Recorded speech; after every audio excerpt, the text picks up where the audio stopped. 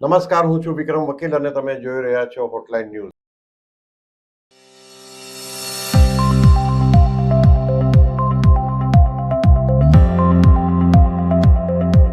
આજે આપણી સાથે જોડાયા છે જાણીતા પત્રકાર હિમાંશુભાઈ ભટ્ટ. મેં આજે પહેલા એમની ઓળખાણ પૂર્વાપર સંબંધ બાંધ્યા પહેલા એટલા માટે આપી. જનરલી આપણી જે રેકોર્ડિંગની જે આપણી પદ્ધતિ છે એમાં એવું છે કે પહેલા વિષય વિશે ઇન્ટ્રોડક્શન થોડું આપતો હોઉં છું અને પછી આપણા ગેસ્ટ સાથે ઓળખાણ કરાવું છું. પરંતુ આજે એક અમે ઝડપથી હિમાંશુભાઈ સાથે ભેગા થયા અમે આ વિડીયો બનાવવા માટે, સ્ટોરી બનાવવા માટે, કારણ કે કેટલાક ડેવલપમેન્ટ એવા થયા છે, ખાસ કરીને રાષ્ટ્રીય અને આંતરરાષ્ટ્રીય સ્તરે કેટલીક ગંભીર બાબતો બનવા માંડી છે અને એની અસર ભારત પર થાય એવી છે. એક વધારે વાત તો આપણી સાથે હિમાંશુભાઈ કરશે, પરંતુ એક ટૂંકમાં કહી દઉં તો અમેરિકન ઇન્ટેલિજન્સ અને રશિયન ઇન્ટેલિજન્સે ભારતને થોડા દિવસો પહેલા બાતમી આપી હતી કે પાકિસ્તાન મોટા પાયે આતંકવાદી હુમલા કરવાની ભારતમાં તૈયારી કરી રહ્યું છે. આ વાત ને કોઈ પુષ્ટિ મળી નહોતી એટલે અમે સ્ટોરી બનાવી નહોતી, પરંતુ આજે હિમાંશુભાઈએ મને જે વાત કરી એ ખૂબ જ ચોંકાવનારી છે. હિમાંશુભાઈ, તમે જે વાત કરી આપણે જે થોડી એ વિસ્તારે દર્શકોને પણ કહો તમે. દર્શકોને ખૂબ ખૂબ પ્રણામ. વિક્રમભાઈ, તમને પણ ખૂબ ખૂબ પ્રણામ. વાત કંઈક એવી છે કે જે આંતરરાષ્ટ્રીય યુદ્ધના વાદળો છે તે વાદળો આજે આમ જુઓ તો તમે ભારતની ચારે તરફ સળગેલી છે, ચારે બાજુ મંડરાયેલા છે. હવે ભારતને એમાંથી સુરક્ષિત રાખવાનું છે, પણ છેલ્લા 2-3 દિવસમાં કેટલીક ગતિવિધિઓ જે દિલ્હીમાં ઘટી રહી છે અને ત્યાર પછી ભારત સરકારે જે પગલાં લીધા છે ને તે પગલાં એક પત્રકારની તો આંખ ખુલ્લી કરી નાખે. પહેલી વાત તો કરું કે પાકિસ્તાન સાથેની આખી પશ્ચિમ ભારતની બોર્ડર પરના રાજ્યોમાં નોટેમ અપાઈ ગયા છે. That means unnecessary or civilian flying ban. Gujarat, Rajasthan, ઉપર હરિયાણા, પંજાબ, કાશ્મીર, આખી બોર્ડર નોટેમ અપાઈ ગયું છે. એટલે શું પડે? એટલે ઉપર એના આકાશમાંથી વિમાનો ઉડાવવા નહીં, એવો મતલબ એમ? એટલે there can be danger અને ભારત કંઈક કરવા જઈ રહ્યું છે. નોટેમ કોઈ પણ રાષ્ટ્ર આપે તેનો અર્થ એવો થાય કે શત્રુઓ અને બીજા મિત્ર દેશોને પણ એક ચેતવણી છે કે આ વેક્ટર્સના એટલે આ અક્ષાંશ રેખાંશના હવાઈ માર્ગમાંથી તમે પસાર થશો નહીં. બહુ સિમ્પલ વસ્તુ. નોટેમનો અર્થ આવો થાય. ઘણીવાર ઘણા પરીક્ષણો થતા હોય છે મિસાઇલ્સ, ત્યારે પણ નોટેમ અપાય છે કે મિસાઇલનું પરીક્ષણ કરવામાં આવે છે. એટલે જો બરાબર પરીક્ષણ થયું તો કશું થશે નહીં, પણ નહીં તો એ મિસાઇલ આડું તેડું ગયું, જે પાકિસ્તાન સાથે હંમેશા થતું હોય છે કે એમના મિસાઇલોના નોટેમ અપાય અને આડું તેડા જતા હોય છે. નોટેમનો સિમ્પલ અર્થ સામાન્ય માણસને સમજવા માટે કે શત્રુ રાષ્ટ્રો માટે અને મિત્ર રાષ્ટ્રો માટે આ નો ફ્લાય ઝોન છે. હવે એ નોટેમ આપ્યું એ પહેલાના 24 કલાકની ગતિવિધિઓ ખૂબ જ રસપ્રદ છે. કે પહેલા તો આજથી 2 દિવસ પહેલા નરેન્દ્રભાઈએ CCS બોલાવેલી હતી, કેબિનેટ કમિટી ઓન સિક્યોરિટી. ત્યાર પછી એક પબ્લિક ફંક્શનમાં ગયા જેવર ખાતે એરપોર્ટના ઉદ્ઘાટનમાં. ત્યાં તેમણે ભારતીય લોકોને સંબોધીને કહ્યું કે આ સમય એકજૂટ થઈને રહેવાનો છે. આ કડીઓ મેળવજો તમે અને ખ્યાલ આવશે. ત્યાર પછી પાછા દિલ્હી આવે છે અને સિમ્પલ NSA અજીત ડોવાલ, 3 ચીફના વડાઓ, 3 લશ્કરી પાંખના વડાઓ, સંરક્ષણ પ્રધાન, નાણાં પ્રધાન, ગૃહ પ્રધાન અને વડાપ્રધાન, એમની બેઠક ચાલે છે. પછી ગઈકાલે રાતના 2 વાગ્યા સુધી સંરક્ષણ પ્રધાન રાજનાથ સિંહે સેનાના વડાઓ સાથે 3 પાંખના અને NSA સાથે મિડનાઇટ ઓઇલ બર્ન કર્યું, જેને કહીએ આપણે કે મોડી રાત સુધી મીટિંગ ચાલી. અને એના પછીના દિવસે જુઓ, મજાની વાત એ છે કે ભૂમિદળના વડા જગન્નાથપુરી જઈને બેઠા છે. ભારતીય નેવીના ચીફ મહાકાળના મંદિરમાં જઈને બેઠા છે અને હવાઈ દળના વડા અમૃતસરમાં આ ગતિવિધિઓ છે જે થઈ રહી છે. અને જગન્નાથપુરીના મંદિરમાંથી બહાર નીકળ્યા પછી CDSએ શું કહ્યું કે હું અહીંયા મારા જવાનોની રક્ષાની પ્રાર્થના કરવા આવ્યો. જે સમજવું હોય તો સમજો તમે. આપણને તો એકનું એક બે કરવાની આદત છે. સરવાળો તો જ થાય જ્યારે એકની સાથે એક મળે. બીજી તરફ ભારતનું નોટામ લાગેલું છે. ત્રીજી તરફ અમેરિકન CIA માંથી એક ઇન્ટેલિજન્સ રિપોર્ટ આપે છે કે પાકિસ્તાન પોતાની હરકતોથી બાજ નહીં આવતા ભારતની અંદર કેટલીક ગડમથલ દુસાહસ કરવાની કોશિશ કરશે.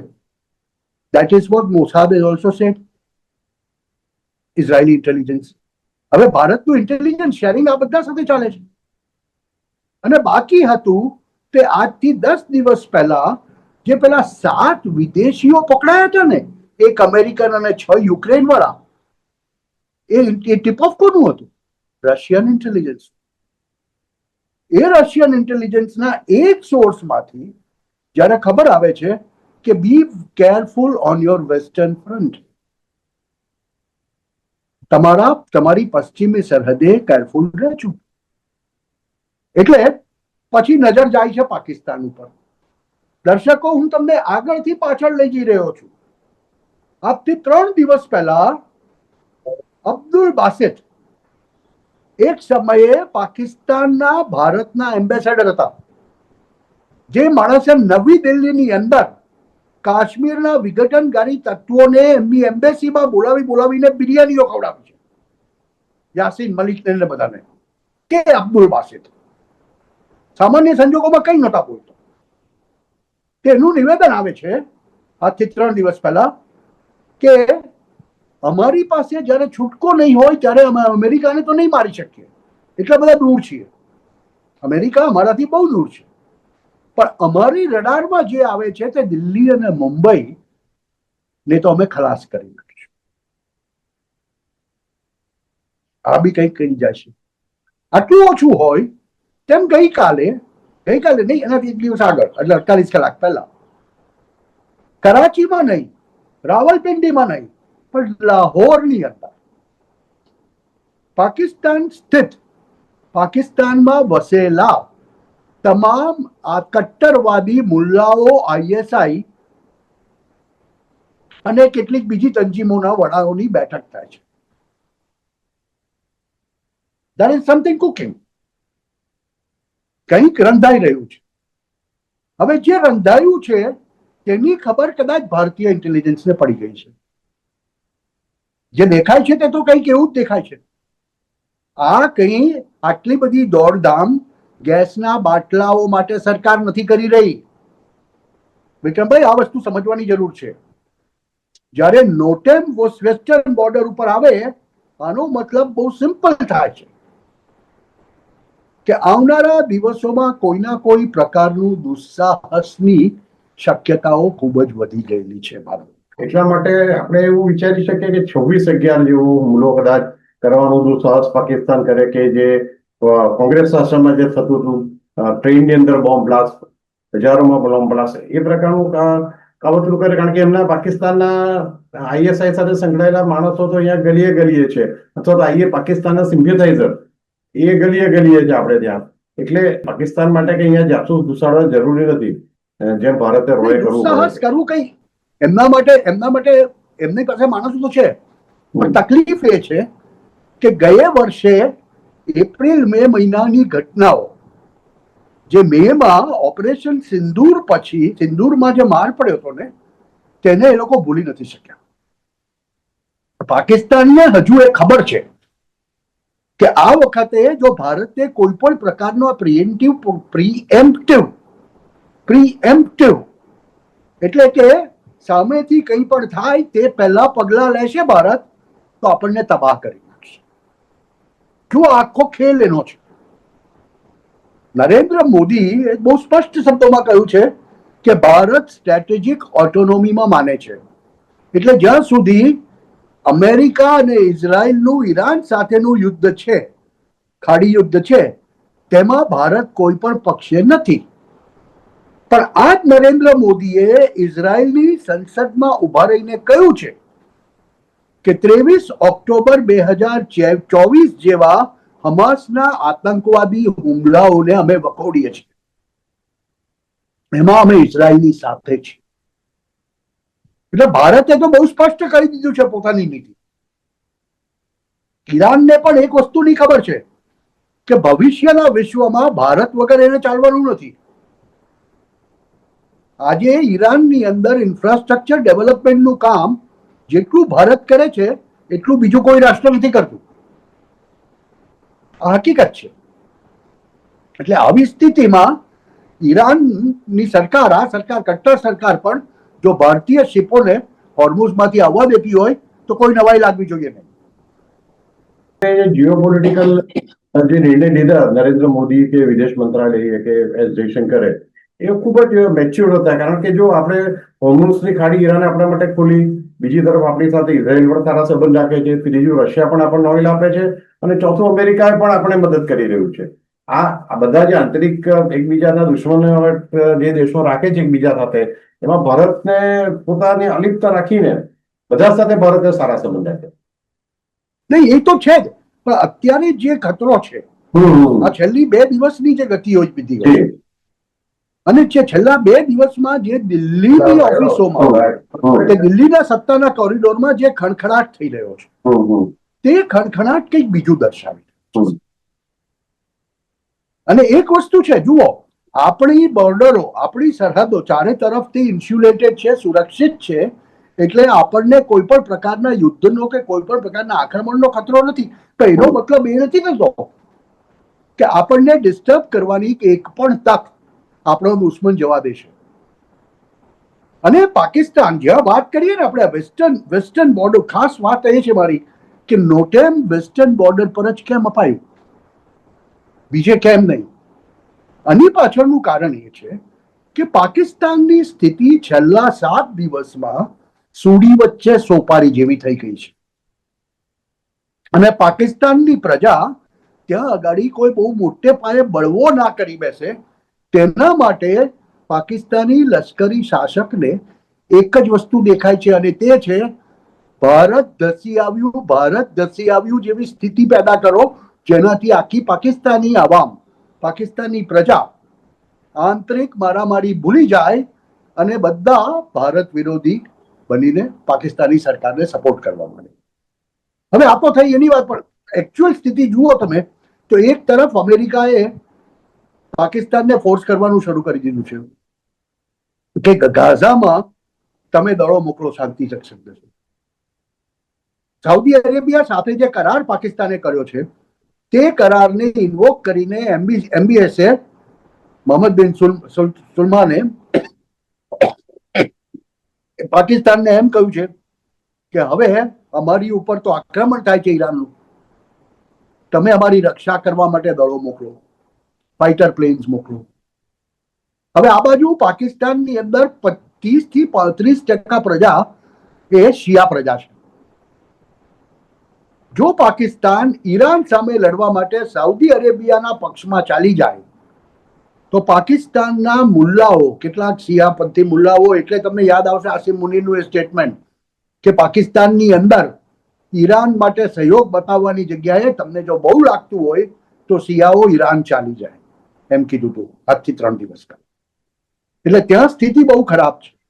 હવે આવી સ્થિતિમાં પાકિસ્તાનને જો આઈએમએફની લોન જોઈતી હોય, આઈએમએફની લોનનો બીજો હપ્તો જે આઈએમએફે નથી આપ્યો, ઇન્ટરનેશનલ મોનિટરી ફંડ, અમેરિકાએ રોકી રાખ્યો છે, જો એ જોતી હોય તો એને અમેરિકાએ કીધેલું કરવું પડે, સાઉદી અરેબિયાએ કીધેલું કરવું પડે. સુડી વચ્ચે સોપારી જેવી હાલત છે. આ બાજુ પાકિસ્તાની વિદેશ પ્રધાન ખ્વાજા આસિફ ચોખ્ખા શબ્દોમાં કહે છે કે ઈરાન તો અમારું બિરાદર છે. એટલે પાકિસ્તાન એમ કે છે, એક તરફ ઈરાનને એમ કે છે કે અમે તમારી તરફ આક્રમણ નહીં કરીએ, બીજી તરફ સાઉદી અરેબિયાનું અને અમેરિકાનું દબાણ છે એની ઉપર કે તમારી સેનાને અમારી રક્ષા માટે મોકલો. હવે આવી સ્થિતિમાં આવનારી 4 થી 6 તારીખે જ્યારે ડોનાલ્ડ ટ્રમ્પની ઈરાન માટેની ડેડલાઇન પતી જશે અને ડોનાલ્ડ ટ્રમ્પ જો કોઈ પણ પ્રકારનું આક્રમણ ઈરાનમાં કરે તો જમીન માર્ગે જે આક્રમણ થશે તેના માટે પાકિસ્તાની ભૂમિનો ઉપયોગ થવાનો છે, પાકિસ્તાની એરપોર્ટનો ઉપયોગ થવાનો છે. અને એ સ્થિતિમાં શું ઈરાન પાછો નહીં મારે એ લોકો પાકિસ્તાન? હવે સમયે એક બાજુ અફઘાનિસ્તાન સાથેની લડાઈ ચાલુ છે, અફઘાનો જેમ ફાવે તેમ ડ્રોન મારે છે, બીજી તરફ અંદર ટીટીપી મારે છે, બલોચ લિબરેશન ફોર્સ મારે છે, ત્રીજી તરફ પાકિસ્તાની અમેરિકન સેનાને જો પાકિસ્તાને પોતાના એરબેઝ વાપરવા આપ્યા અને તેનાથી ઈરાનની અંદરના પ્રદેશમાં જો એર ઓપરેશન્સ થાય તો આવા સંજોગોમાં પ્રજાનું ધ્યાન ભટકાવવા માટે, પાકિસ્તાની પ્રજાનું ધ્યાન ભટકાવવા માટે પાકિસ્તાનને કોઈ પણ પ્રકારનું મિસએડવેન્ચર ભારત તરફ કરવું પડે, કેમ કે એનાથી જ પાકિસ્તાની પ્રજા એક થઈ જાય. આજે ઈરાન સાથે લડાઈ થાય તો એમાં પાકિસ્તાની પ્રજા એક નથી થતી, એમાં તો કેટલાક ઈરાનને સપોર્ટ કરે છે, કેટલાક પાકિસ્તાનને સપોર્ટ કરે છે. અફઘાનો સાથે લડે છે તો તેમાં પણ એ વસ્તુ નથી. એ ખાલી કાફીરો સામે લડાઈ થાય, કાફિર ચલે આए હમે માર ડાલેંગે, તો જ આખું પાકિસ્તાન એક થઈ જાય પાછું. એટલે આસિમ મુનીર માટે હવે ઓપ્શન્સ નથી બચ્યા.